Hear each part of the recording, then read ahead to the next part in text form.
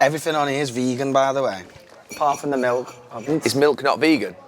Milk's not vegan, no. Neither is honey, I don't think. Thank you. Is honey good for you? Yeah. It is? Yeah. That's from nutritionists. It's got to be better than sugar, though, doesn't it? Eh? It's got to be better than sugar. I don't do sugar. Apart from sweets and chocolate. Do you know these tea bags that hang over the side? Yeah. Just a pain in the ass, aren't they? They are, aren't they? Like you just like sit there. It's like in the posh hotels when they have those little sieve things and you're supposed to. Do you not have that at the start? With the sieve? I've never had it. No. Why do you do that? Oh, sieve. No, but I've had it before. You're a bit posher than you sound. No, I've just got. Oh, can I hear writer? Can I hear writer? Ole, ole, ole, ole, ole. Oh, hello, Gareth. Is your name Gareth or is it just Gary? It's Gary, with one R. Is it? It's very plain. It's an extinct name. It's going extinct. There were thousands. There's only 41 in there or something. You said 31 the last or time. 41 in 2021, and there were thousands, tens of thousands in 1970s. How are you doing, everybody? Everybody good? Nice. Is Ian an extinct name? Yeah. It's an old. Remember we had that chat about how rubbish our names were. I think it's a good shout. Roy and Jill both will be extinct names, I reckon, going extinct. Yeah. There won't be many Roys and Jills knocking Jill's around. like an Jill's older not a great woman's name. name, isn't Look it, at Jill dolled Jill, up. you're looking suave. You think? You're looking suave, Jill. Someone Jill. did comment on the last episode going, the boys are trying to glam Jill up. Is that what they said? As if you look so perfect that I have to be Jill, can I glammed just up. you look gorgeous, Jill. Thank you. We're guests every week. What's happening? What, we can't have a It's tea yet? overboard. We didn't need to just... This is ridiculous. We didn't Christ, need where'd to you get just them have from? vegan, did we? We could have had vegan and non-vegan plate. We could. You've looked after Ricky, but now you've got an angry him. Yeah. You? Because you ain't got a... Harry, this is not angry. There's more levels. You know, people go, you're angry. This is not angry. You're not even not at got the his- base Just making level a of anger. point. You're not even at the base. What are these? Where did Oh, he's not got his Is croissants. Jamie And these are all messy. No, is he sat here? Yeah. Yeah. You're always late now. Oh, he's back. He's What time do we start? He's not on time.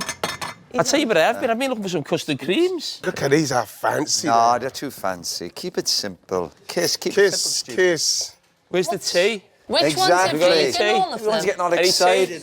This is not. That's oat milk, by the way. I've got my eye on him. What? He's He's a star, man. He's a star. I'm holding I'm telling you, I spotted a mile away. Kieran's made it. He's got- I do you know heard what that Roy it and is? Jill was He's getting got in the car comfortable and in his people didn't job. even recognise him. They said, Kieran, He's Kieran. got a few fans now last night. Cheers, thank you. Nice one, Kieran. Kieran, you know I'm telling the truth. Hey, Is it, what was it? What was they saying? Kieran. Kieran, they were shouting at Kieran last night. Love it. Yeah. Sometimes you can just give people a pathway too early, can't you? And they can just think, Kieran, Yeah, just, but he's... Kieran, he's I a- know, he's a but born stay star. humble, stay He's a humble. star. Jimmy, getting where have carried you away. been? I feel like we haven't seen I you know, for ages. apologies. I feel like the band's breaking up, isn't it? No. You're a busy man, aren't He's you? back. You're a busy man. Everyone's missing you though. They're like, wouldn't go where's that far, Jamie? but I couldn't miss this one. I changed my holidays to come back to this one. Seriously? Yeah? Just Thanks for because that. of Ricky, not us. But not for David Moyes. Oh, is this Sorry, normal? David. Is this normal tea? What? What's happening here? I've done two normals. Sorry. Is that a normal? I'll take this John Gray. normal. I'll take. What's everybody's all flustered? What's wrong with everybody? See, it's the cakes. the It's cakes. showing everybody. Cakes are too busy. Look at them. It's like we I got... feel like Cakes are everyone's over. on They're edge. busy. There is, yeah. Why is everyone on edge? Of course you can. Of course you can. Nervous. You We've got okay, a global superstar joining us, haven't we? I know. I'm Well, only- we've got You've you even put your every makeup week. on. I put my makeup on every week. Who's going to eat the first cake? It's No, gonna be I'm not messy, eating one of isn't them. it? Look at this. What's all that? What's on that? Are they That's real? I don't even think pistachio. it's real stuff. Is it real? They're all vegan. Why? Yeah. Because Ricky's vegan. Is he? Oh, why you Yeah, can what eat about the them all? rest of us? You can eat them all. What's when we tell when you tell him that these are all for Oh, you? I didn't have any breakfast this morning. I thought I'd have a nice... Nice croissant. He's vegan, but also Kieran, have you got diabetic. any normal stuff? Do you want me to try and get some? Oh, I try and Kieran. get It's too late. You just said the worst thing ever. I just thought you I saw him in liked the it. car I thought park when I this go was sweet. signing autographs for people in the car. The only reason I do this is because no one else wanted to do it at the start. Is it? And now look I at you. said I'll do it. No, it's beneath everyone else, and I went right. I'll You do do the it. teas. And now everybody wants it And now now. I get the stick. Roy, try one. No, but it's You keep complaining about them, but you might like them. Try How do that you get your one. hand in? You may like them. No. That's a cinnamon one. That's not. That's a normal one. It's not, you're not trying Just anything. hold voice I phone. experiment. I'm going to trade the back. I don't know. What's your password? 1999. What? No. Did someone tell you were a comedian years ago? You believed them. We're getting a proper one in a minute. Jill, has he still got that smash phone? Yeah, but I want to know his passcode. Let's see if we can guess. It's not 1999. No, don't be silly, will you? Don't be sick. What year were password you born? What are you going to You shout? can't say it publicly. You're gonna shout it out, In what? here, not in here. No one's going to nick this. Ricky's late. Are you going to say anything, Roy? Oh, you're going to bottle it, aren't you? He might be stuck in traffic. Oh, but it's not It that might when be we're genuine. It's when late. people are late all the time. He was really Honestly, good. sure was Yeah, excellent. just you started. Is he knackered after the shows? I mean, to be fair, I don't think. No, I think he's at the top of his game now. He's got that hour and 20s on. Even when he finished last time, we were saying, "Is it?" And it was like, "He's gone." yeah. It was brilliant. Yeah. Perfect timing. He come That out, was didn't your he, for a little bit. No, he only came back on for a No, I know. minute or two. Roy's was your belly feedback hurting? of the whole show was like, I love how you're just in and out, like about the logistics, Yeah. nothing to do with Didn't the have to show. deal with anyone. He didn't have to do no pictures. He had to do pictures in the end. Yeah. No, someone asked him for a picture and he went, you fucking come to see Ricky Gervais. Why ask him for a picture, didn't he? I swear. I didn't swear. He didn't swear. I swear. didn't swear. I don't swear at people. Okay, well, yeah. You did say something like that, though. You were they like, come why are to you see asking Ricky for Gervais. Why my are you asking us picture? for? Then I gave him the picture. You tell them off first. Not bad. What's the Not picture bad. like? It's not bad. I've got a plain croissant there. Do you want it? Ah, no, Kieran. you want it? Kieran, You too say little, croissant too now. late That's now. fine. Thank You say croissant. Oh, he is. Hey. Hello. How are you? You okay? Hello, hi, good, thanks. Yeah, nice to meet you. Hello. Rick. Nice to meet you. This is like a weird dream. Oh, you're really good to see you. Give me some sort of retro, like Life on Mars. And he went, oh yeah, I'll knock off a quick Life on Mars for you. When people are late constantly, Yeah. their time's more important than yours, and that's not good. I also think, how could you be late to meet me? Are you two brothers? What positions did you play? Well, this is it. I could hide up front and just go, no one. No one's passing me the ball. Oh yeah. That's what he used to do as well. Yeah. Felt a lot of people were being frustrated. They couldn't say, except you, what was up, what's on your mind. Why have they got leaf blowers? That is him. What are they doing? They're going to blow back.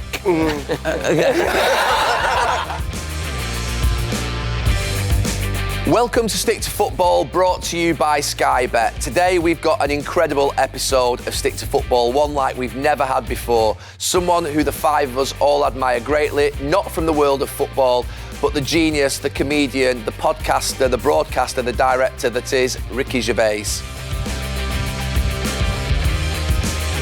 You good, my friend? Yeah, good. Yeah, good. We were just saying we had a great night last night. Oh, thank you. Absolutely brilliant. It was so good. These are like vegan. Especially these for you. cakes. Oh, thank you. I've just had breakfast, though. Oh. Can we get the real ones now? You are vegan, aren't you? Yeah. Okay. I've only been vegan for, 2 or 3 years. But I was veggie before that, and I sort of generally phased it out over my life, I suppose. What's your reason for veggie? Well, it's always been ethical, I think. I just think, and I do a lot for animal charity, so I felt sort of hypocritical if I was saving dogs but eating sheep. Yeah. You know what I mean? So, yeah. That's what you do, Roy. You save dogs and you eat meat. Wow. I've brought the... I'm really sorry. I'm not the guest here. Focus on the guest, Jill. It's the first time I've seen you speechless. What do you enjoy most? Do you enjoy the stand-up stuff, or do you enjoy... I do. I think I enjoy the getting it together. The initial idea. I think the best idea gets is when it's in your head, and then your job is to ruin it as little as you can. Do you know what I mean? Yeah. Because there's lots of restrictions. You can't just do the first thing that comes in your head because it's not ready. You have to make it understandable and palatable and all those things. So you work on it, and I enjoy it finishing and starting again.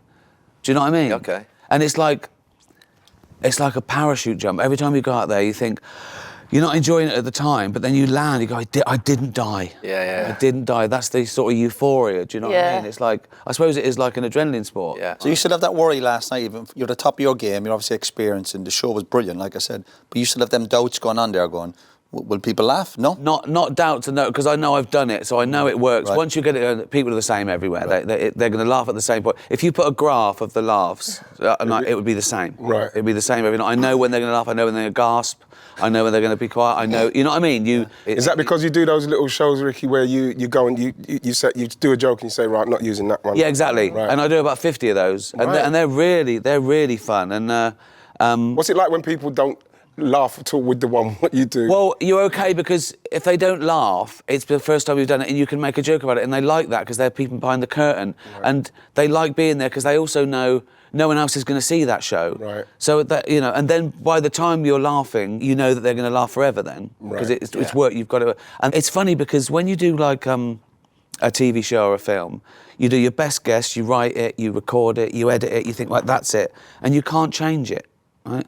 Whereas here, you can change it every night. They tell you what's funny. Yeah. So it's more like sort of evolution through natural selection.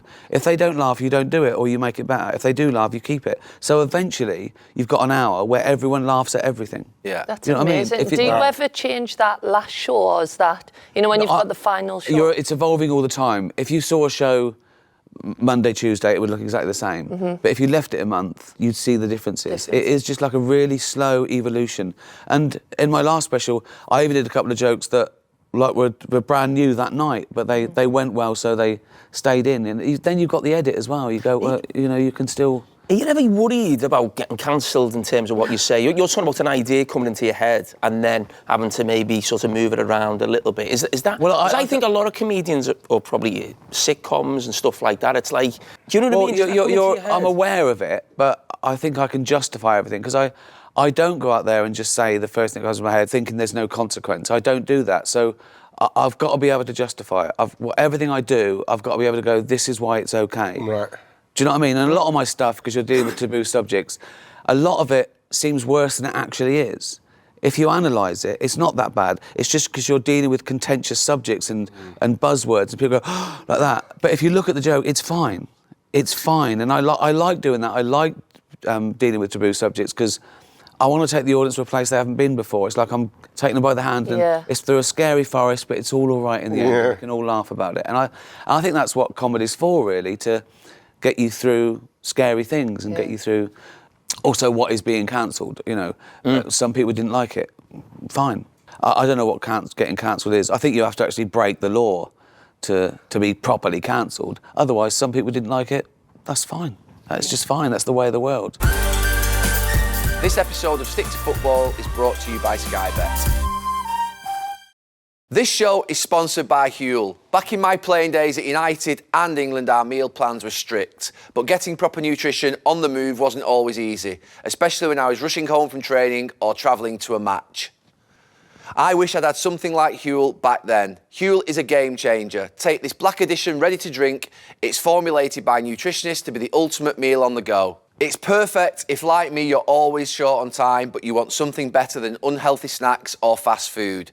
With Huel's Black Edition, you get 35 grams of protein, 26 essential vitamins and minerals, and over 170 health benefits, packed all into one bottle. And the best way to find out how well it works, try Huel's Taster Bundle. You'll get a range of their products like this and decide which one's best for you. My favourite is definitely the vanilla. So if you're an athlete, a professional, or just want a healthier option when you're on the move, give the Taster Bundle a go. Join the millions who love Huel and unlock your offer now at huel.com/theoverlap. That's huel.com/theoverlap.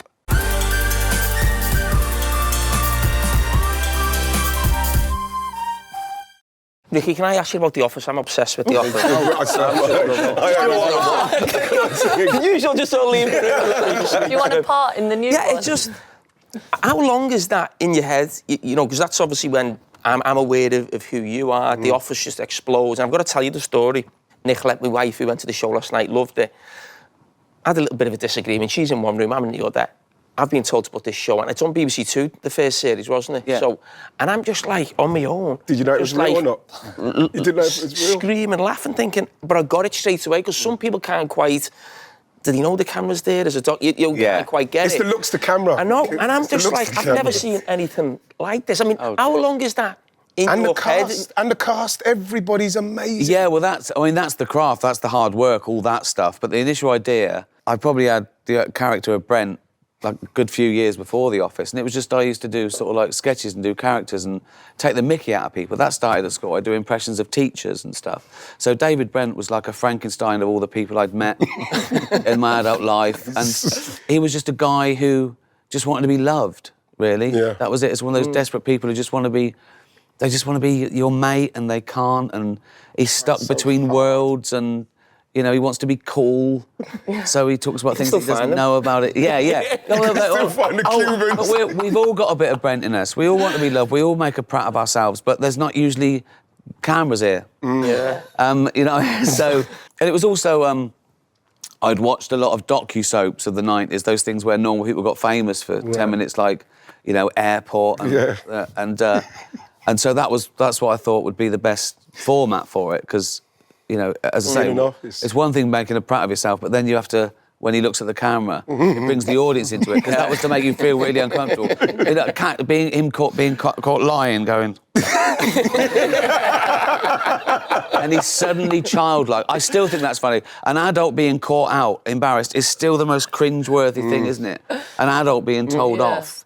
So you have that character, and you think, what's the best part for him? And I'd like worked in an office for like 8 or 9 years. You know, you write about what you know, so you put them in that environment. And The Office is perfect because it's about people just thrown together who wouldn't usually meet. No one grows up going, I want to work in an office one day. So it's just all arbitrary. And then you have to deal with everyone. It was also the beginning of another sort of PC culture, actually. People started worried about what they said at work and getting in trouble at HR. Brent wanted to seem PC, but he wasn't. So he just kept getting caught out. Whenever he tried to be cool and down with the kids, or he'd get something wrong. Get the racism wrong, innit? Well, yeah, of course, yeah. just going over and going, you know, not my favourite actor. My favourite is Sidney Poitier. Sidney Poitier. He knows every word. I know, but that is to show that he wants to be good. He wants to be, you know, he's not racist. He's not sexist, but he just wants to shout that to the world. And he wants to sort of test himself, and he wants people to know he's a nice bloke. That's funny. And it's about ego as well. It's about, he desperately wants to be loved. I worry about David Brent, even though I think about it. I worry, what's he doing now? How is he doing? Yeah, no, exactly. Those kind of things that he was so ingrained into me. Well, also, I quite liked him, because I felt a bit sorry for him, because I knew he wasn't a monster. And people said, oh, he's the boss from Hell. Actually, he's not a boss from Hell. You'd probably get on all right with him. He just wanted someone to go who wants a drink. That's all he wanted. So when the program's that successful, when do you know when to say, I need to leave it? When it's popular, or is there issues in the background? Sometimes it's not. Well, I just put everything into it, so I just thought, I'd put everything into it so you got nothing left, and leave it there and move on. And I suppose I got the idea from John Cleese doing, it was my favourite show, 40 Towers. So we did 12. And we did 12 and... a couple of specials, so it did even more than that. But and I didn't think that was the way to make it last longer, but I think that is the secret to its longevity, that you've only got those ones to watch, and you know you put so much into it. Quantity. Exactly. I think some people that they churn them out, and they can't be good. And even the American ones, and the American one did like 200 episodes, but it had 24 writers and 10 executive producers and top actors and 10 million per episode. The first episode of The Office was 140 grand.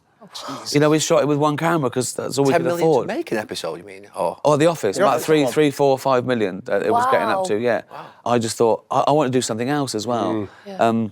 And I've always wanted to, you know, write about what I knew. So by the time that was over, I was in media, so I did extras because again, you want to do about what you know. I think, don't you? Because it's brilliant. Yeah. Did any of David? Was it any of your character when you were in an office? Because obviously we see you in character a lot. So I mean, I wanted to use my own sort of, you know, body language. I didn't want a funny voice or a funny accent, or also because, I mean, I wasn't really an actor. I was sort of doing an impression of someone I knew deeply. So. I wanted it to seem real. So if you sort of overact or do things, you know, put on a wig, it can never be as real as if it's you. And sometimes I remember I'd say to the cameraman, sometimes I'd say, oh, it'd be better if you came in that way. I went, no, just film what happens. Because I didn't want it to look staged. I just wanted, sometimes it'd be the side of your head, or you'd make a mistake, and you'd want to leave that in because it was meant to be a documentary. Can I just say with the extras,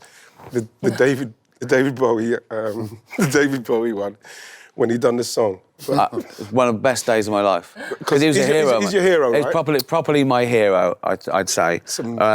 It came about the first time. Did he write the lyrics for that song? Or No, he wrote the music. Right. In fact, I remember I sent him the lyrics, and I called him. I said, "Did you get the lyrics?" He went, "Yeah." And I said, "Give me some sort of retro, like Life on Mars." And he went, "Oh yeah, I'll knock off a quick fucking Life on Mars for you." And I realised that was so insulting. He's doing my little sitcom. Do your opus. Just knock off a quick. And I just sort of laughed. I laughed. And then he came and it was just really funny. He's really charming. He's really smart. He was really funny. The first time I met him, I was sort of newly famous. The Office had just come out. I think it was like 2002, maybe the next year. And I was invited to one of those things at the BBC, and Bowie was playing. It was like an audience with Bowie, and we watched him, and then we were in the green room after. I was with my girlfriend, Jane, and there's people milling around. And then it was Greg Dyke, who was in charge of the BBC then, and he bounced over and said, "You're a massive Bowie fan, aren't you?" I went, "Yeah." He said, "Do you want to meet him?" I went, "Okay." Went, "Do you want to meet him? Come on, go and meet him." I went, "Okay," right? And we were on the way to Bowie's dressing room, and on the way he went, Salman Rushdie joined us, right? So there's me, Jane, Salman Rushdie, Greg Dyke. He went down, he went, all right, and Bowie sort of opened it, he went, "Oh, hello," and he was sort of eating, he went, "Hello, Salman," like that, and he went, "Oh, this is Ricky," and Jane, he went, "Hello," and I went, he didn't know who I was, of course, and I said, "Great," he said, "Oh, thank you very much," right, and that was it. And then about a week later, I got an email from David Bowie. He got my email. He could do that. He was David Bowie. He'd got someone had given him the Office DVD. He must have said, "Who was that fat little bloke?" with Salman Rushdie. Right. Anyway, he did The Office. "What's that?" And he got it on DVD, and he watched the DVD. And he sent me an email, and it just said, "I watched, I laughed, what do I do now?" Right. And then we sort of became pen pals, and then I met him. You were in a band for a few years. Well, yeah. I was in a band for about 6 months. I was at college, and we did a demo. We got signed. We put out a couple of singles. They failed miserably. We were dropped. That was it. What was the band called? It was called Shauna Dancing. It was sort of like 1983. It has Spandau Ballet vibe. Yeah, exactly. New romantic look. Yeah, hair, jawline. Clothes that were small. And then you tried for a little while longer, and you gave up. And I didn't really get a proper job till I'd given up properly like 27, 28. And that's what led to me working in sort of an office for like... How did you get the break then to get to where to start? Well, as part of my office job, I was a middle manager in charge of like events at a big sort of college. I was approached by this new radio station. It was called XFM, trying to get their licence. And because they knew I had like loads of students, they said, "Do you want to help us get our licence?" And I said, "Sure." They had to do a week. It's called an RSL, I think, where they try it for a week and show the authorities they can do a radio show. And I just put it on the back of all my flyers for discos and bands, and they got their licence. And they said, "Oh, as a reward, do you want a job at the radio station?" And I went, "Yeah." It was in Charlotte Street, and they made me the head of speech, which was ludicrous. I didn't know what I was doing, right? And I was meant to sort of sort out the news, and it was too hard. I just couldn't. I couldn't do it. So I just I said it'd be easy if I just come in and do it on the show. And so I just started popping up on the shows, and I was mucking around, and the boss said, "Yeah, you're rubbish at your job. Do that." So you're supposed to write the actual I was meant to doing things like giving it to DJs, like what's on, what's this, that, and I had to organise the news. And I was just rubbish at it. But then they just let me muck around, and then I got my own show, and then I was made redundant from that, and I gave myself 6 months. I think I was about 37. I said I'll become a comedian, and someone at Channel 4 had heard me on the radio. And I got an audition for a thing called the 11 o'clock show. Do you remember that? Yeah. It was Channel 4 at 11 o'clock. What time? Yeah. And that was like 98, 99. And I started doing stand-up because I had a little bit of profile. And then The Office came out in 2001. But how's that happen? You obviously you write something down, or you... It's like anything. You get a little, and you get your hooks in it. Right. And then you meet someone else and you go, I'll do this, I'll do that. And I'd written a couple of sketches for someone and I'd popped up on the radio and I'd popped up on... I had to follow Ali G as well. And people were saying, God, you can't do that. And I nearly didn't do it, which is mad, isn't it? People say, you don't want to do that. And then I did it and it sort of... and then that got me into Channel 4, and then made the demo of The Office and BBC Two, and then it sort of snowballs really. When did Stephen Merchant come into the picture? He was my assistant at XFM for a while, and then he went to do a training job at the BBC, and so we got access to a camera crew. Carl Pilkington. Then after The Office, we went back to XFM. As sort of like conquering heroes, now they wanted us back, and he was our producer. And he opened his mouth, and I just thought, okay, this is gold. Was he just like that? Just like that, It's yeah. Amazing. He's amazing. Yeah, and then that was another chapter. But all the time, I just kept doing stand-up. Everything I was doing, wherever it was another sitcom or a movie. I always felt stand-up was the thing that I could just always fall back on. Do you know what I mean? Because it's like, it's recession-proof. You know, it's like when everything else is people have still got to go out. They can't download a fake them going out. Yeah. Do you know what I mean? Yeah. I just don't think that'll ever go away. That format of just someone standing on a stage and you were there. So I always kept that. Is your plan to do that for another number of years, the stand-up stuff? Well, as do you long as know have what? the energy for it? Or? Yeah, it's like, I mean, maybe I'll start sitting down like Dave Allen. But I do feel there is sometimes, I don't know if you get this, right, but sometimes I wake up, right, and I go, oh, I shouldn't be doing this when I'm 53. No, you're 63. I go, I'm what? And I look in the mirror, I go, fucking 63, really? Do you know what I mean? Yeah. Does it ever shock you? Do you ever... Like that every morning. Yeah, I know. I know. Yeah, I know. Because in there you still feel 25 or something, and then you try and walk downstairs and you got no joints. My knees have to thaw out in the morning. I mean, you just ache more, don't you? This episode of Stick to Football is brought to you by Sky Bet. This episode of Stick to Football is in association with Allstate. Some people just know they could save hundreds of dollars on car insurance by checking Allstate first.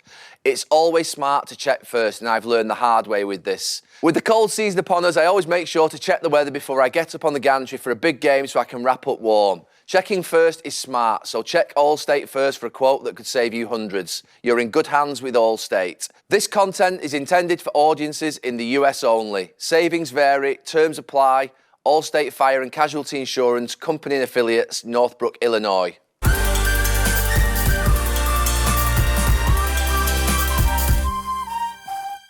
There was a bit that you said yesterday in the show that reminded us of you actually saying you're getting older and everything just does your head in. Yeah. Like what you're saying about the woman on the plane with the bangles. Yeah. And I was like, everything. Like that all the I time. can't. Honestly, I'm like neurotic now. Yeah. Like anything noise, I'm at the window like that. I can hear Yeah, I'm the anything. same. Yeah, Like, what's what is that? it? Jane goes, I can't hear anything.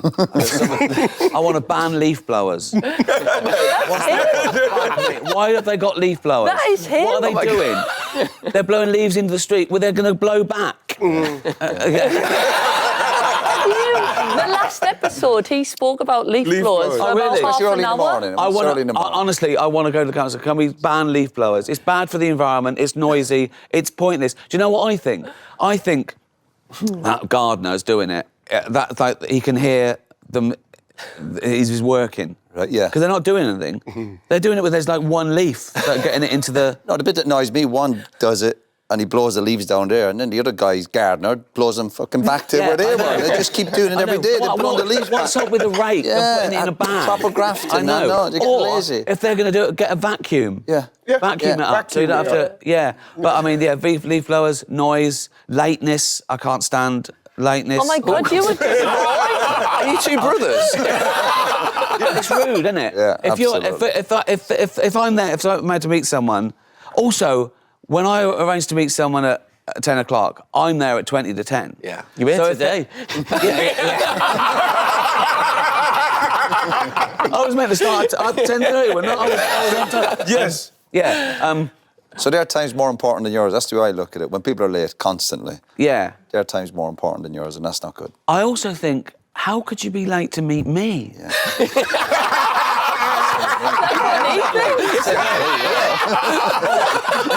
Kidding? You should be there. I can't wait to meet you. I'm not. No, it really annoys me. Also, it sets it up really. I'm already annoyed. It could be my best friend. If he's telling me, I go, why were you late? That's what Roy did to Ian, didn't he? Yeah, he was half an hour late. He met him for food. He came down half for an hour, 10 that's minutes terrible. That's later. ridiculous. That's terrible. I don't care what it is. I left. Yeah, I want to do that, but I can never do it. You want to leave? Never do it. You can I never just get leave. getting more and more annoyed. Yeah, but it's just, it's unbelievable. There's never a good excuse. You're a little bit like in the sense we don't hear a lot of Roy when he's not obviously on television. We don't hear a lot about you either. We don't know what you're doing. Are you quite just sort of very private? And... Yeah. I don't like. Although I think this is one of the first interviews I've done in about a year. I don't think I've done a press interview for about 3 years. Why have you done this? Can you mind me asking? Well, it seemed like a good one to do, and I sort of, you sort of lose your nerve as well. You can't be bothered. As you get older, you think, I can't be bothered. There's so much bad faith out there. You say, you have a conversation, and someone's going to clip it up and go, look at this. What did they say? What did he mean by it? I just think, I can't be bothered anymore. So I just stay out of it. And I've never really been one of those people that thinks that you've just got to do everything to further your career, And it's better now with social media sort of in charge of that. I tweet tickets on sale and they sell out, so I don't have to do those things anymore. Yeah. But before I became famous, I sort of knew it might be an upshot of fame is annoying, but I want people to know I didn't sign that deal with the devil. You know what I mean? Make me famous and you can go through my bins. I always wanted it on my own terms, and I just didn't want to. I didn't want to play that game. I can't be bothered, Roy said before you're at the very top of your game. Is it because of your high demands and the way in which you are obviously demanding about people not being obviously late? Are you demanding when you obviously are in your performance? Are you? I don't. Oh yeah. I want things to be. I mean, my demands are like, some Gaviscon and a banana. But I do want I want to make sure it's not hot or cold, or the everything's right. Yeah. But again, the more you do it, the more your team know it. So it's very rare things go. It's just hard work, really. It's stage time. That's the other thing with stand-up as opposed to writing. I've realised now that I think stage time to writing is about 90-10. You can write all the things, until you get out there, you don't know if it's any good. Right. If you wrote a stage show now, right, went out there, I reckon you'd have about a 20% hit rate. Right. Whereas just going on stage every night, that's where it happens. Yeah. That's where it all happens. It either works or it doesn't. It's as simple as that. It's similar for musicians, isn't it? They say that live performances is where it's at, rather than that writing the albums is just almost like busy fools. They say you almost like don't get a lot of reward for that. Is it the same with yourself, or? I think so. I think, and you think that'd be amazing. You go out there, you say it, and the audience goes, no, it wasn't amazing, and they're right. You know what I mean? You can't argue with, no, you're wrong. You should find that funny. And that's the thing about humour in general, It's like, if someone thinks you're funny, they're right. If someone thinks you're not funny, they're right. Because it's so subjective. So, and you do it for you and like-minded people. You do your thing and you find the audience. Do you think that's why you're so, kind of in control? You want everything to be right because the audience is uncontrollable? I think so. I think I am a bit of a control freak, and then you find you can't do that in society. Like when you know what I mean? like that story about the person on the plane. But the worst thing about it is I wasn't allowed to go up and say, take your bangles off. You know what I mean? Because if I was filming and one of the crew had bangles on, I'd go, take the bangles off. Yeah. Because, you know what I mean? This is... But were you tempted to go up to the woman on Yeah. the flight?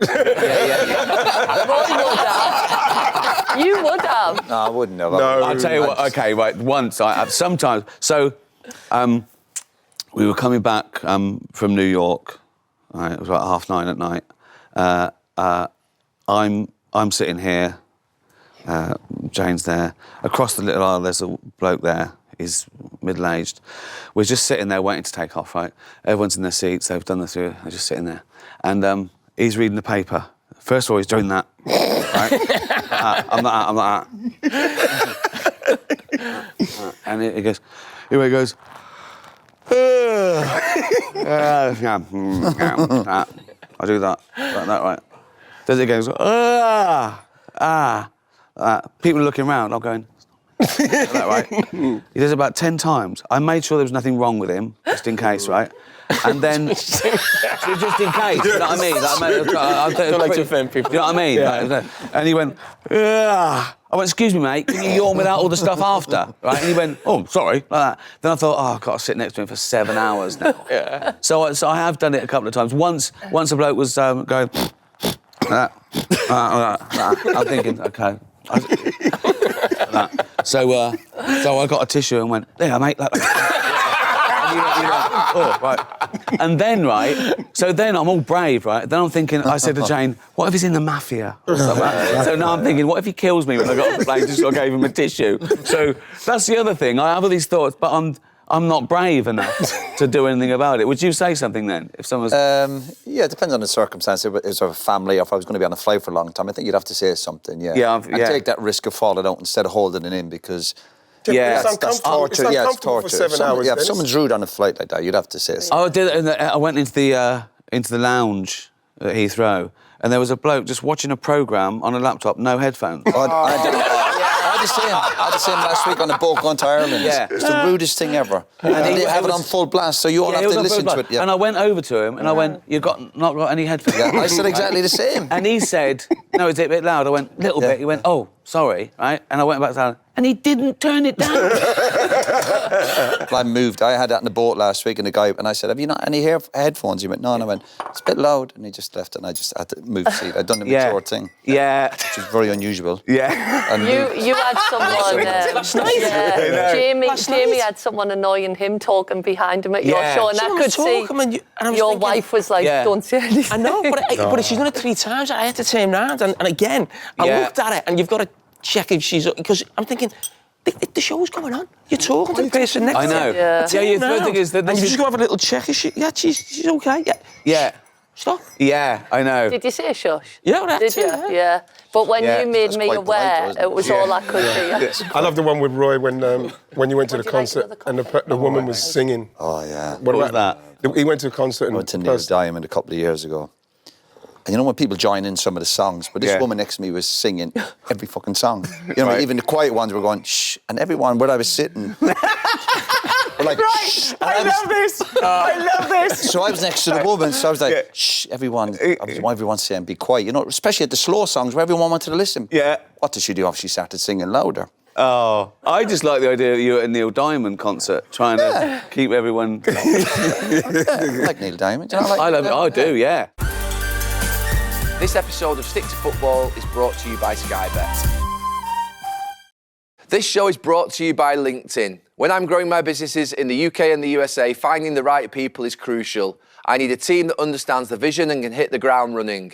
That's where LinkedIn Jobs comes in. You know, it's not just a jobs board. LinkedIn is where you find professionals you won't find anywhere else. Even those who aren't actively looking but might be open to the perfect role. So you can hire the pros like a pro. In fact, over 70% of LinkedIn users don't visit other job sites. So if you're not looking on LinkedIn, you're looking in the wrong place. And here's the best bit. 86% of small businesses get a qualified candidate within 24 hours. My team found talented people who were perfect for the job quicker than I ever thought possible. So if, like me, you're looking to build a great team, post your job for free at linkedin.com/offer. That's linkedin.com/offer to post your job for free. Terms and conditions apply.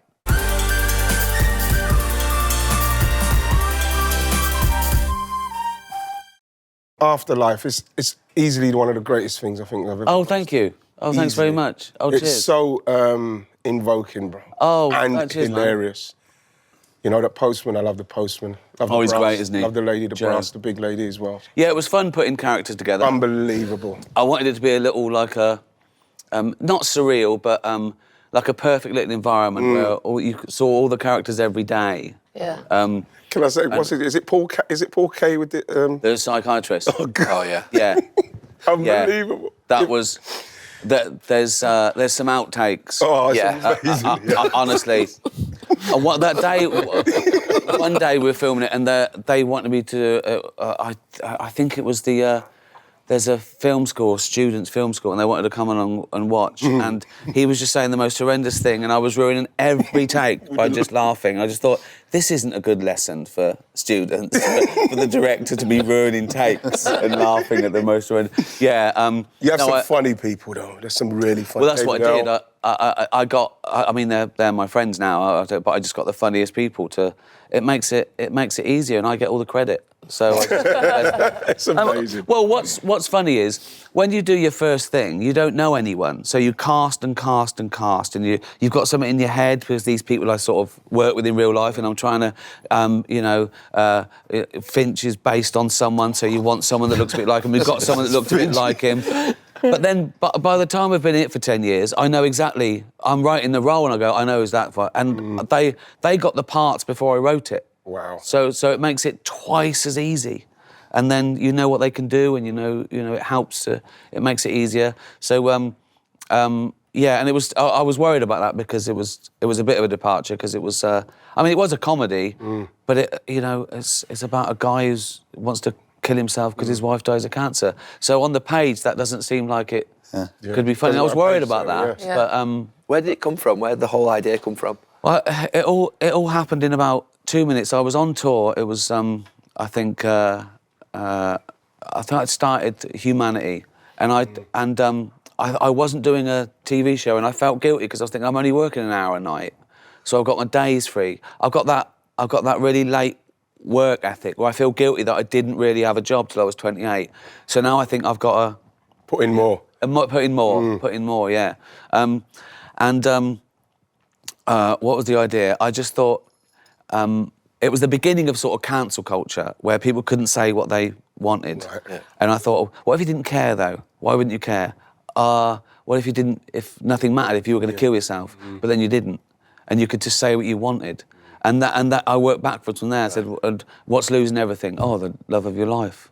And that's how it started. So he didn't care. He was going to kill himself, but he didn't. Why didn't he kill himself? His dog was hungry. Yeah. And that all happened in like 2 minutes, and that was the basic. Because then he could go around saying anything he wanted, and that was funny. And I just thought people would like to sort of live vicariously through him, because I felt a lot of people were being frustrated. They couldn't say, except you, what's on your mind. I think people think I do that. I don't. I'm really.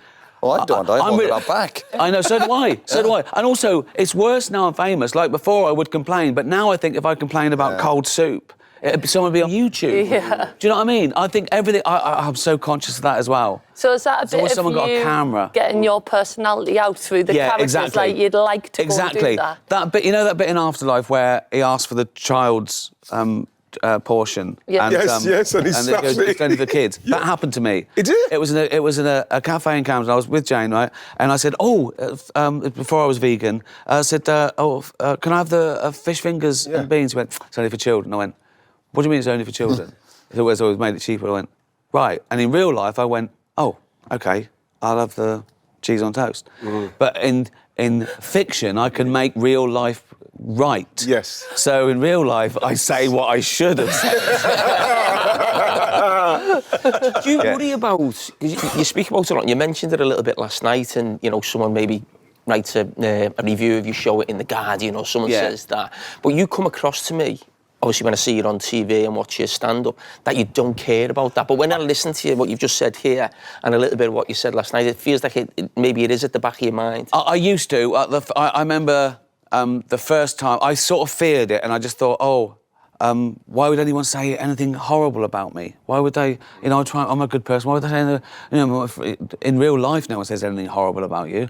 And I sort of feared that, and the the first review for The Office was terrible. He said, this is shoddy, it's awful. And what's weird is, he said... so you haven't forgot? Yeah. I post it a few times. Now I love it. And he said, Gervais sometimes fluffs his lines. I went, like we'd leave that in if it wasn't on purpose. It's a fake documentary. And then you get a few... I think at least once a year for my whole career, one journalist has said his career's over. Wow. This is and I do. So actually, I quite like it. Sometimes I go back and look at them because I quite like the feeling, that they were wrong or whatever. Yeah. But I don't worry about it now. In fact, I do still seek it out, particularly on social media. Sometimes I will seek out a bad comment because I think I can use that. So no, it doesn't affect me. You mustn't take it personally. That's the thing. They don't know you.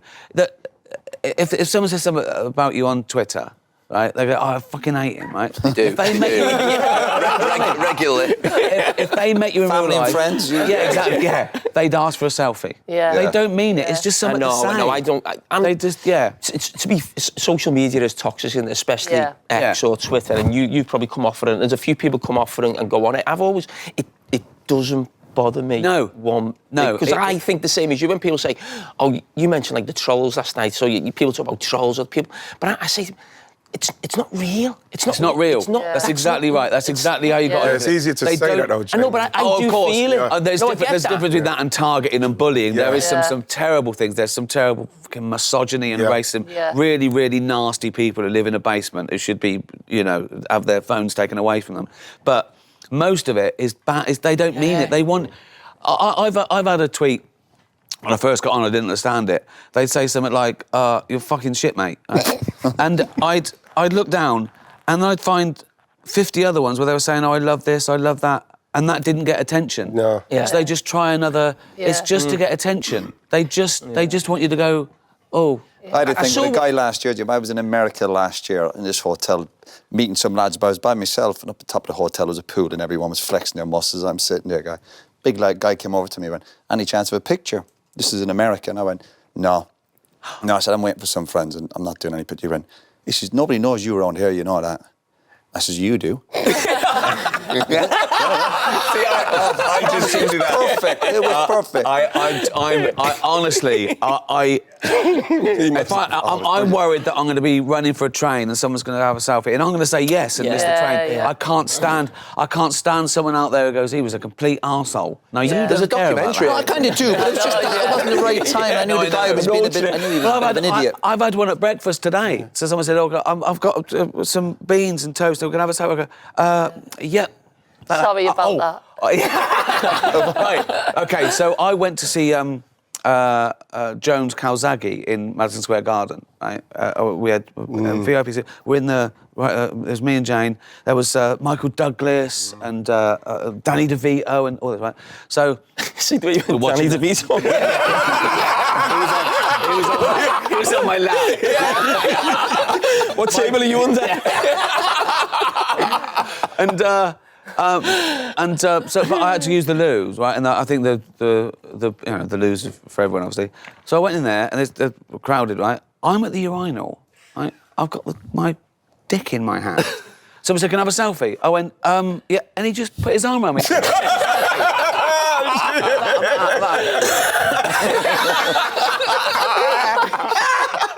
Unbelievable, and I couldn't say anything. There's a lot of testosterone at a boxing match. Did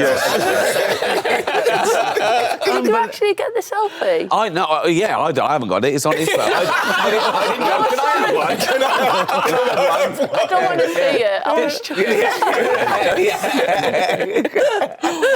You mentioned Faulty Towers. When you were growing up, who was the comedians that you kind of looked up to? You thought, I loved their type of humour. It's Monty funny, Python? Yeah, I was too young for that, but I saw my older brothers and sisters laughing at it, so I was sort of in it at a young age, I suppose. I was in it before I really understood. Faulty Towers was the big breakthrough. But I like the old stuff as well. I like Steptoe and Son, Rising Damp, Porridge is amazing. Stand-ups, it was Dave Allen, Billy Connolly, really. In fact, when I started, I remember I wanted to be like Billy Connolly, just telling stories and being natural. He was brilliant. And I still think that I still It's funny because people say, I think comedy, stand-up comedy, particularly sort of British stand-up, traditionally, is you're a sort of, you're a jester down with the people, making fun of the bosses or whatever, and that's, you know, and now people know that, you know, how much we earn. So to keep low status, I sort of do it in two ways. One, I sort of let them peek behind the curtain. I go, this is how I embarrass myself in front of these idiots. I still want to know I'm one of them, not one of them. Right? And the other way I do it is I talk about things where they're better off than me. So I talk about being fat and old and dying soon, but you know what I mean? So I never do that thing. And if I do it, I do it so they know I'm taking the piss about being better than them. So they know I'm joking. I saw a tweet you put out a few years ago. I think it was someone done like maybe what's the thing that you do in America, the awards? Grammys. Oh, yeah. The Golden Globes. Golden Globes, yeah. I think there was a big blowback on maybe a joke he'd said. And I remember you put on social media, never apologise for a joke or something like that. Is that a thing for a comedian? Or Well, it doesn't make sense to apologise for a joke because... Maybe you mentioned that with Kevin Hart. You didn't mean it anyway. Yeah. What are you apologising for? What are you... I don't get it, you know, and I think most apologies are because they're scared of... Like, I see actors apologise for something they said because they got a film coming out. The studio have said, well, we've paid you 10 million, you better say sorry. And they go, OK, I'm sorry. They don't mean it. You know, you're an adult. You meant to say it. It was a joke. I don't know what you're apologising for. Because you don't mean that either. You just mean, oh, let me carry on. You don't really mean, I'm sorry for saying it. You mean, please let me carry on. Right. They kept asking you back to do those awards, and the actual actors and actresses in the audience, they looked terrified at the idea of you mentioning their name. Did you feel that? I did, and I noticed it the first time. I didn't get it. Like one of the first one I did it, people would come up and say, what are you going to say about me? I think, why do you care? Yeah. Why do you care what I say about you? I don't know why they care. Yeah. I only go after their public behaviours. I don't, you know, expose anything about them or, you know, nothing that bad. But Ricky, did you at the start of it, because we've never seen that before, we've never seen it since you just going and hammering A-listers. What made you think, you know what, I'm just going to hammer them? I don't care what the... Well, I thought. When they said, do you want to host the Golden Globes, all that stuff I said in the show was true. I said, I'm going to write my own jokes. Right? And I thought, who do I pander to? The 200 richest people in the room or the 200 million people watching at home who aren't winning awards, who aren't millionaires? And it was a no-brainer. I was doing it for them, you know. And I didn't want to... It wasn't set out to hurt their feelings, but it was... If you're going to make it a spectator sport, then you better have something... There better be something in it for the people at home. Why are they... And if they can't take a gentle ribbon, and they've got everything already, they've got everything. you can take the mickey out of their film or their hair or something. And that was the days when they were revered, where people thought you shouldn't take the mickey out of these wonderful people. But now with social media, everyone knows they're idiots too. Do you know what I mean? Yeah. It's like they were treated like they were something special, but now we know they're idiots. Yeah. And they've got all the same anxieties. They're stupid, and you know. True. So there's just no big deal really. They're just no different to anyone else. I don't know why, and that was because that was fear. You know, no one wants to be made a fool of. So some of the times I looked round the room and I could see people wanting to laugh, but looking at whether they could laugh, you know, because, you know what I mean? They're beholden. I'm not beholden to any of those people. Like, I direct my own stuff. I don't care if a director likes me or a producer likes me. I direct and produce my own stuff, so I don't have to worry about that. So I think I can be more honest in a way. And Did any of them come up to you after, or did any of them approach you, or...? No, you know, you hear things sometimes that people are a little bit upset or that, someone's... but I don't care. I think I can justify everything I've said. I don't think I've ever been unfair or lied with anyone. And also, what you got to realise, this went out on network telly at 6 p.m. How bad could it have been? There was no... You know what I mean? I didn't do anything that... You know, that's the safest... That is the safest TV you'll ever have. So all I did was dare to be a bit irreverent about actors. It wasn't a room full of wounded soldiers. There were people who dress up in rubber suits for a living. Do you know what I mean? You speak What did you think about the Will unusual, Smith don't you? thing? But obviously he got on stage, didn't he? Who's the comedian? Yeah, Chris Rock. Chris Rock. Chris Rock. Yeah. Well, I don't know what happened there because Chris Rock. It was a mild joke. The annoying thing, I'll tell you the thing that annoyed me about it was, Chris Rock is about 8.5 stone. That's what. I don't think Will Smith would have slapped Russell Crowe. That's what I think. I think it was a bully tactic. Wow. I think it was to show off.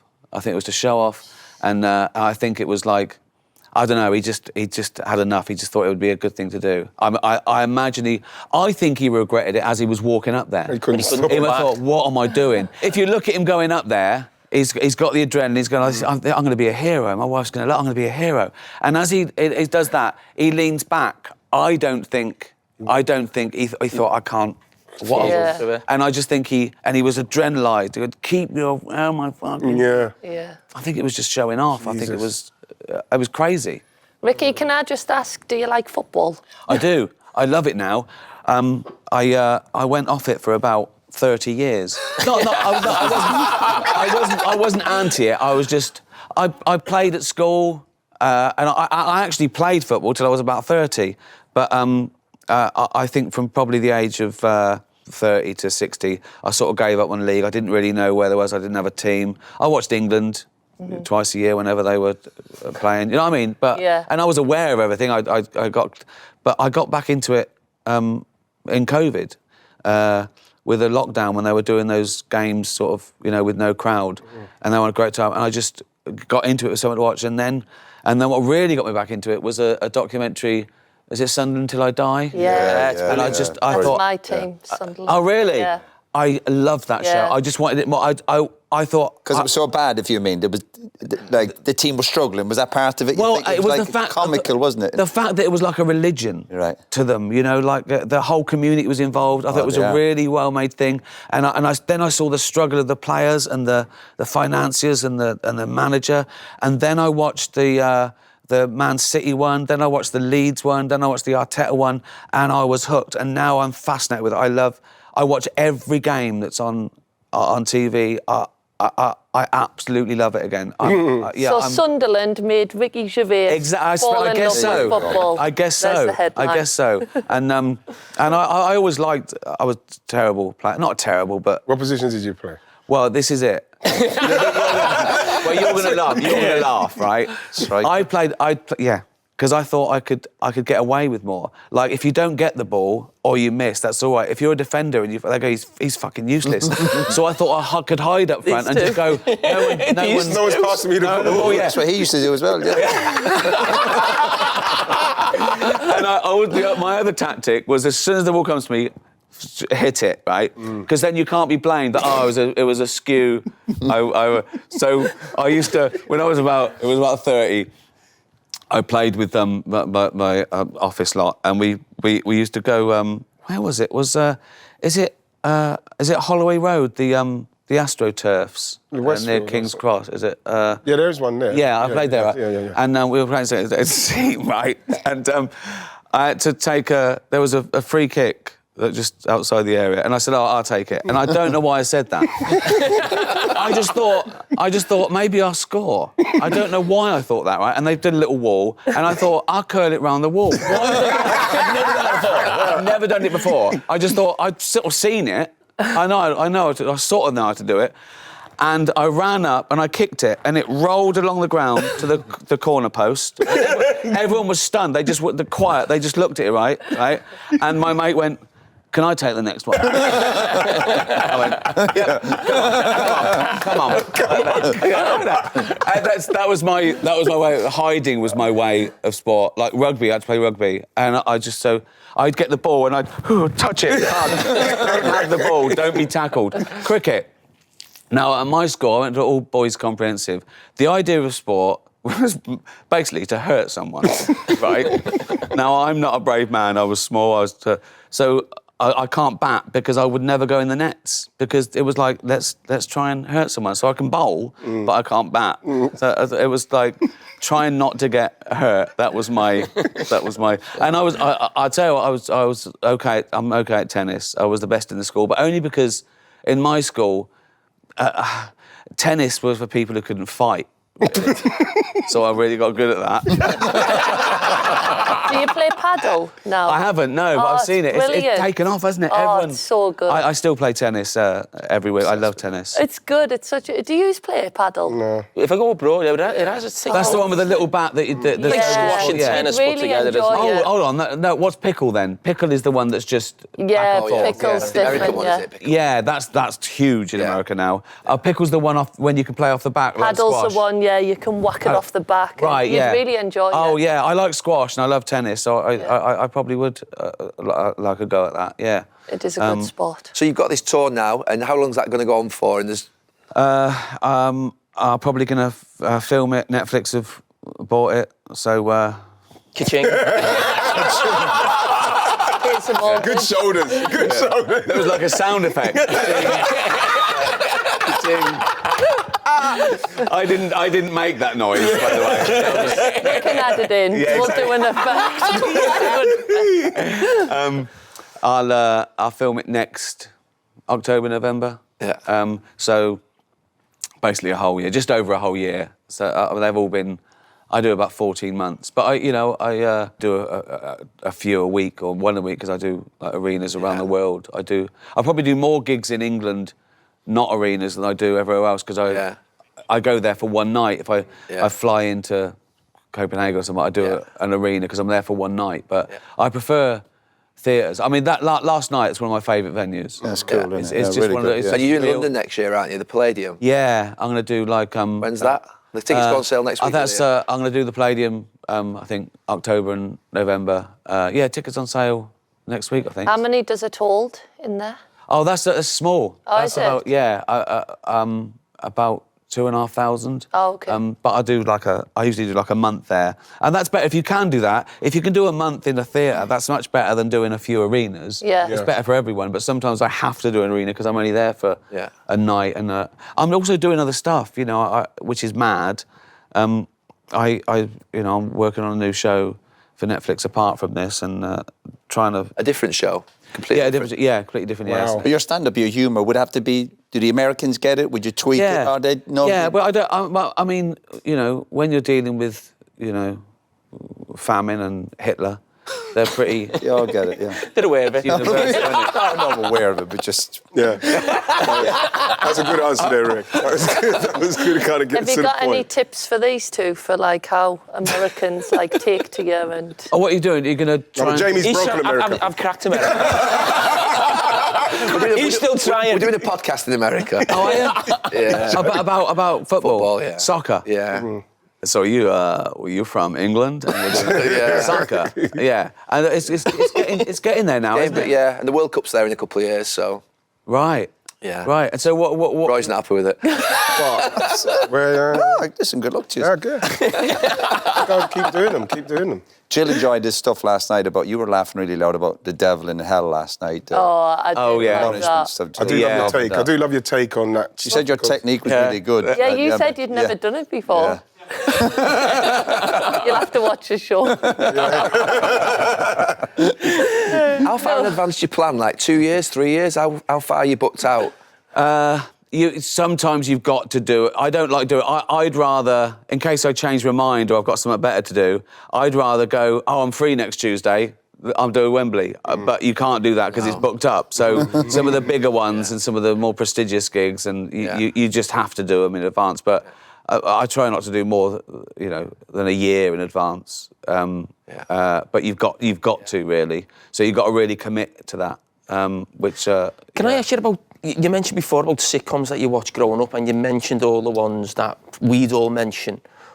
And I vividly remember as a kid, you'd think, that's on tonight. I'm getting on whether it was The Office, The Royal Family, Phoenix Nights, you're going back to Porridge and Rise and Damn, Fawlty Towers. Yeah. I remember them as a kid.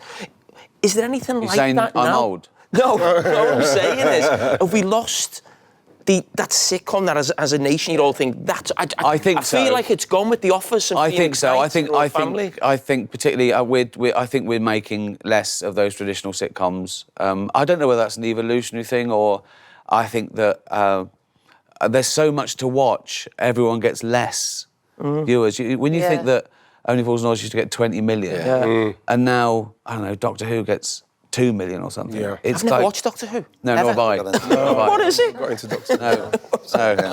Who is he? That's the cliff, isn't it? We're just being hated by nerds. I feel I'm with the cool kids. Yeah. When you're mentioning them programmes, remember Bottom as well? Yeah. To try and get Rick all Mail, Babsy, all that. Nesbitt, Yeah, all yeah. them. Yeah. I love the Baldy Man. Remember that one? What was that, the baldy man? It was the man that was bald. But he was like... How did they come up with the title? Father Ted. Did you like Father Ted? Yeah. Father Ted. I love Father Ted. That'd be in my top 5. Yeah. I'd say 40 Towers, Father Ted, Blackadder. Yeah. Blackadder. You Father Jack? Your Dougal. Dougal, yeah. Is it Dougal? I can see that. That's funny. That's really funny. This episode of Stick to Football is brought to you by Sky Bet. And Ricky, you've got a business. I have. Oh, so that's why he's here. Do you know what, though? I think... I don't do a lot of these anyway, but I think you're the only guys that said they'd even mention it. That's very nice. It's nice. What made you go into a vodka business? Well, I'd been approached to invest in a company called Canna Water, right? And it's what they're trying to do. I'm really into sort of animal charities and all that sort of stuff, wildlife. Yeah. I sort of donate the posh tickets to animal charities and I divvy it out. I love it. I've always loved it. I've always been part of that. And these guys were trying to stop sort of single-use plastic bottles. So they made them out of aluminium, which is totally recyclable. So then I thought, I should do something else like that. And just by chance, I think a friend of a friend said, this guy, he wants it to be sustainable. It's made from British apples. The bottle is 100% recyclable. They're a really ethical company. It's vegan. And I thought, that'd be great. And he wanted to be a partner, so I'm actually an owner in the company. And he just said, do what you want. You can, for your share, I want it to be a global brand. And so that really excited me, apart from the business side of it, and I can sleep at night because it's ethical. Yeah. The real fun for me is coming up with my own adverts. Oh, I absolutely love it. I just think because I think we've got one on telly. We keep getting banned, but the internet is you can do what you want. So I really love that side of it. So we're going to try and make that a global brand. I know you're a bit of an entrepreneur, aren't you? Yeah, I do bits. Yeah. Yeah, Ricky, I'm just looking at something that Gary does a few adverts on here, don't you? Is that your choice of drink? Vodka? I drink anything. Do you? I like beer and I like wine and I like spirits. But I always thought spirits were just to disguise the taste in something like tonic or orange juice. But this really tastes. What are you gonna do? So obviously you do your own ads and Gary does the ads on here. And I just thought, is there anything you could? The kids are back at school, and I remember that meant new subjects to learn and new skills to master. Then as a youth player at United, the new season meant new tactics, new ideas, and new challenges. As adults, we don't often get that same chance to learn new things. But if you could, what would you love to teach yourself? What's that for? Same company. Is this going out in this Stick to Football? Yeah. I'll get fucking killed for that. Anyway, it's done. It's done. Is that someone do the interview, yeah? So, we're coming up to Halloween in the next few weeks, and it's the time of the year where we have fun and...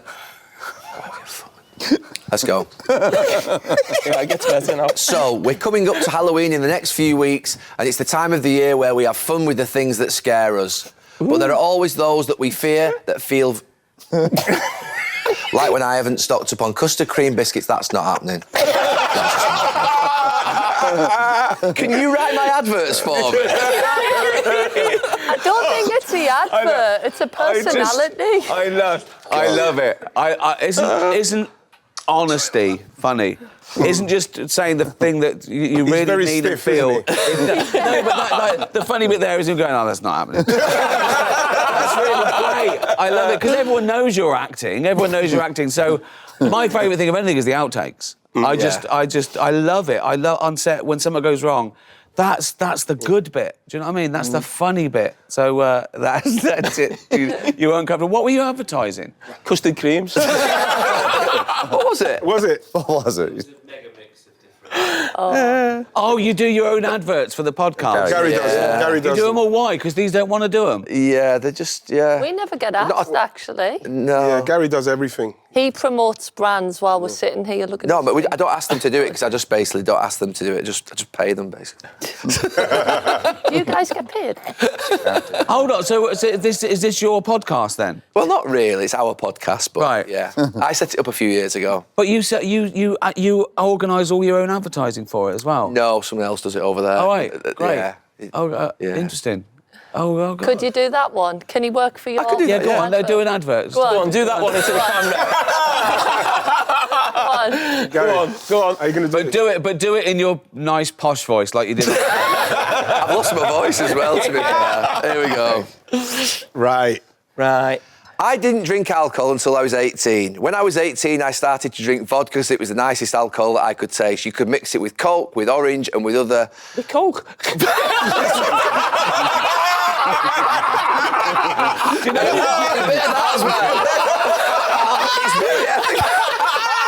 I was going to say that was really good. It was ad-lib. That was so articulate and real. Oh, yeah. I thought that was brilliant. Come on, guys. Come on, guys. Let's finish. And now they were a lot more aware of the environment. Dutch Barn Vodka is the most sustainable alcohol that you can buy.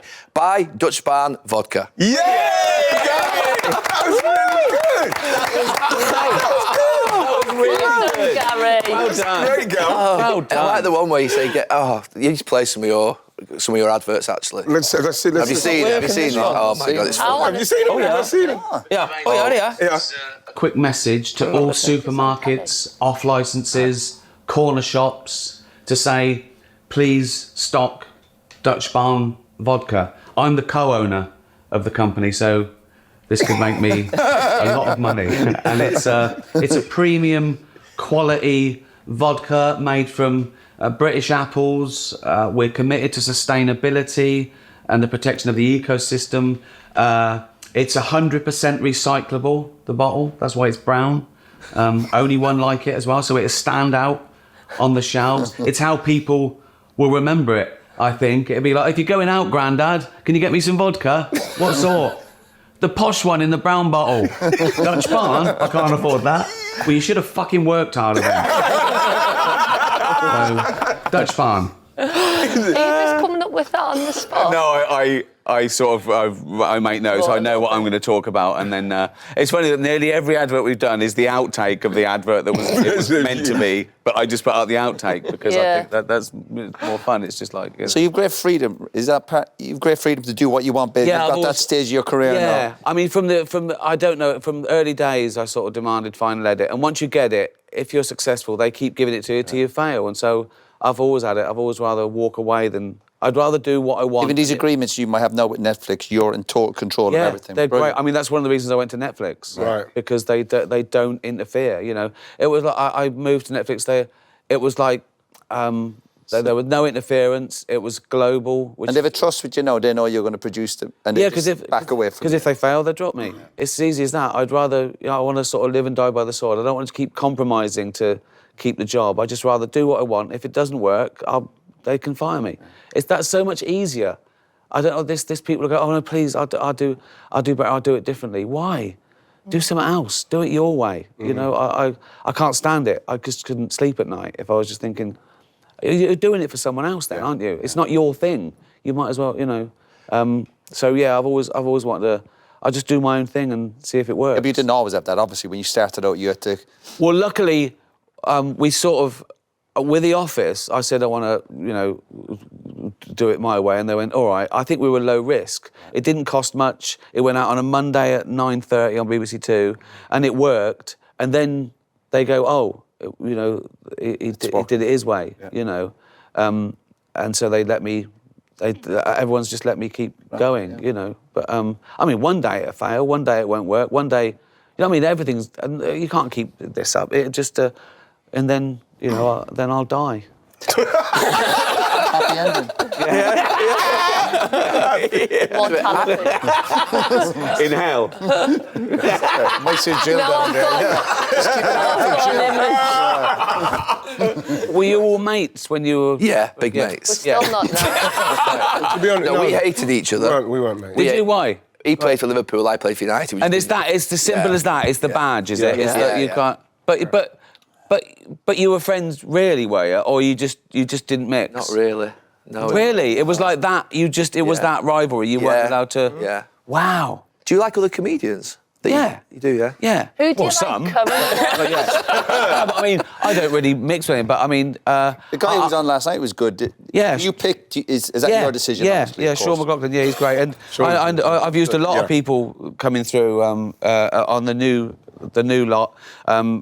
Sean McLaughlin, Red Richardson, Matt Bragg, Josh Pugh, Andrew Mensah, Michael Adewale, they're all the new breed. And Is it important you give them a helping hand? I love Everyone it. needs a helping I hand. love it. I want to know. I just love comedy. I'm a fan. I watch comedy all the time. When I play live, I go back to my hotel room, I'll go home, and I watch a comedy podcast, or I watch a clip. I watch reels of just comedians. Yeah. I love it. It's a great boost for them to be on tour with you. It must be good for their career that they're... Well, I think so. I think it's goes hand in hand. You help I them. think so. I think I hope People do that to you a little bit, do you think, when you... No. Well, I didn't, because I didn't really go on bills, because what happened with me is I was already getting a bit of TV coverage, and I went along and I started doing stand-up. And by the time I was doing proper gigs, I had my own sort of tour. Right. Like in 2002, The Office had come out the year before, the DVD was coming out. And I think my first tour was called Animals. And I think the opening night, I was at Soho Theatre to 200 people. I was on the front cover of the Radio Times, which was weird. So I was a new comedian on the front cover of the Radio Times. So I sort of learnt in public. Right. And I look back and I think it was all right, but, But that brings different pressure, does it, a little bit, if you're still just starting out on the stand-up with... Yeah, it does. But then again, I think people think, oh, I was an overnight success, but I was 40. I was doing this for 40 years. It wasn't like I'd never made a joke before. You know what I mean? Yeah. It was like I had 40 years of being around funny people and learning stuff and that. So it all goes in. It's all practice. And I think the best practice is real life for anything. Yeah. I think that... And you had an audience waiting for you, you think? You had that kind of support already? Well, I think so. And you want to be different, and they sort of... What it does do is they've come along to see you already. And I think most comedians, if they had to walk out to someone else's crowd, however big they were, they'd have to think about it. Whereas it's your own crowd, they're already there to see you. They know you. So there's a short...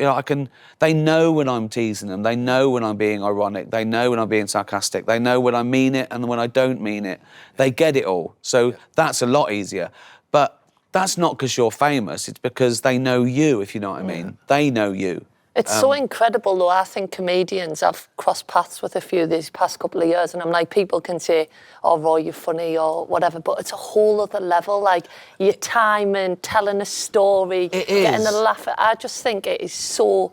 I think we were comedians saying last are night before the geniuses. show started, we were all part of a team, so we could turn up on a Saturday and a bit of an injury, not feeling, but your team will drag you along.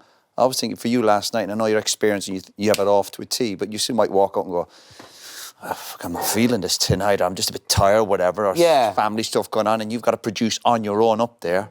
That must be... But I feel in a way that's easier. Yeah. Because I've got no one to let down. I'd rather only be letting myself down. If I was thinking, I'm letting them down. I don't want that. I don't want that responsibility. I don't care about letting me down because it's my fault. I want it to be my fault.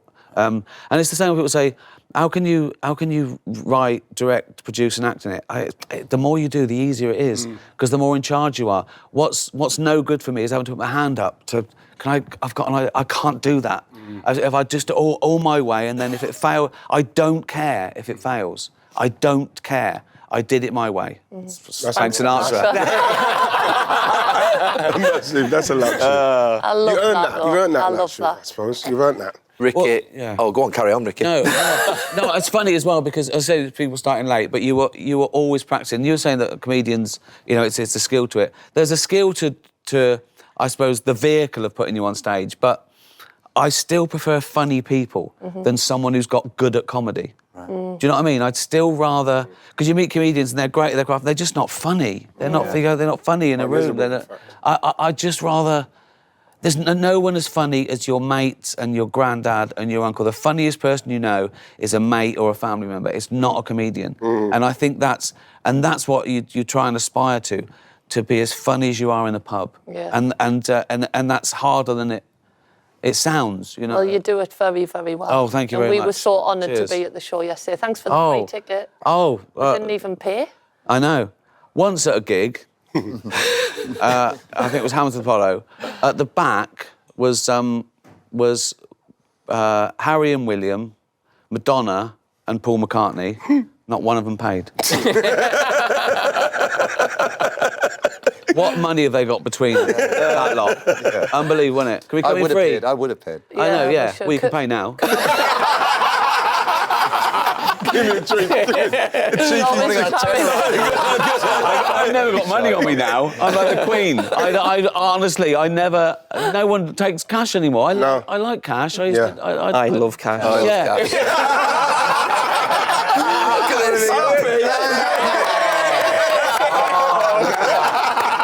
Harry Enfield, isn't it? Thank you so much, though.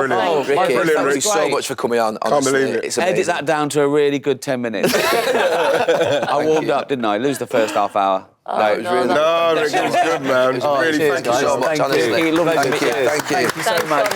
Thank you, honestly. Really good, man. You're right, Really great. Oh, you've been nominated for a Grammy. Should we just discuss that? Oh, yeah, let's come back. Jesus Christ, Let's get that how can we back in. leave that? Sorry. Ricky, you've been nominated for a Grammy. And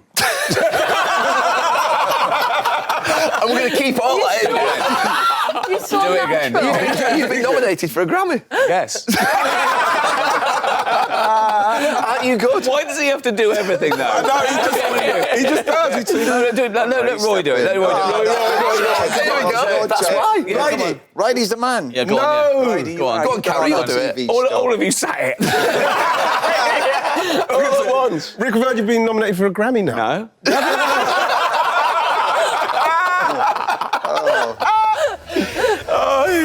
Brilliant. Brilliant. Ricky, thank you so much. Thank you. Thank you. A picture. Oh, here we go. There we go. Jesus Christ, Lane. Oh, are we taking... Oh, still pictures. Sorry, I wasn't concentrating. Sorry. Just for jail. Do Ricky's as well. Need her hair done. What? We're taking a picture. Come on. Makeup for the picture. Oh, I do matter later on this. Don't worry. Go on. Oh, what did she write? Oh, you Here, Richie, put, trust Camilla. Brilliant. Brilliant. Thank you, guys. fantastic. Really good Thank stuff. you so You were much. on great form, girl. Oh, thank you. Right, you in? Come on, everyone. Come on, everyone, quickly. How is this possible? How Where's is Lee? it? Where is she? Jesus. The group one, Oh, of course. Swindon, lot.